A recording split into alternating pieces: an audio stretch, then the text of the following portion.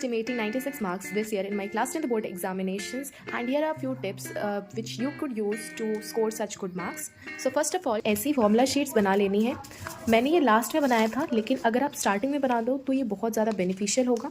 Spaces छोड़ देना ताकि बीच में कोई और चीज़ इंपॉर्टेंट लगे या फॉर्मूला मिले तो उसको आप नोट डाउन करते थे. और भी मैंने एक ही शीट पे ऐसे लिख के रखा था. बाद में जो भी फॉर्मूलाज ऐसे थे जो मैं भूल जाया करती थी, उसको मैंने ऐसे हाईलाइट करके बॉक्स में बना के लिख लिया था. मिस्टेक्स होती थी, वो चीज़ें मैंने मिस्टेक्स को ऐसे बनाकर लिख दिया था. इंपॉर्टेंट चीज़ें थी जैसे कि incentre, circumcentre, centroid, orthocentre, ये सारी चीज़ें भी मैंने इसमें नोट डाउन की थी.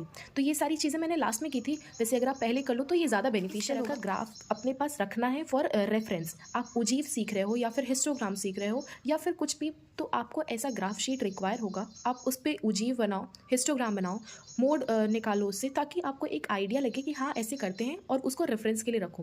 बाद में एग्जाम के एक दिन पहले आप उसको देखोगे तो आपको सब समझ में. ये चीज़ मैंने नहीं किया था, मैंने सिर्फ उजीव का ऐसे बनाया था. तो आई थिंक इसकी वजह से भी मेरा 1 मार्क्स कटा था. प्रूविंग्स वैसे इतनी इंपॉर्टेंट नहीं होती है. मैंने लास्ट में ये वाली शीट बनाई थी प्रूविंग्स लिखने के लिए, लेकिन मेरे पास ज़्यादा टाइम नहीं था तो मैंने इसको ऐसे ही छोड़ दिया. मैं चैप्टर्स थे जिसमें एक एक एक्सरसाइज थी उसको मैंने निपटा दिया. उसके बाद मैंने बाकी के चैप्टर्स पर ध्यान दिया. एटलीस्ट पहले 5 साल के PYQs आपको मिनिमम 3 से 4 बार लगा लेने हैं, और उसके बाद जब आप लगाओ तो मॉक टेस्ट के फॉर्म इज़ द टेक्निक.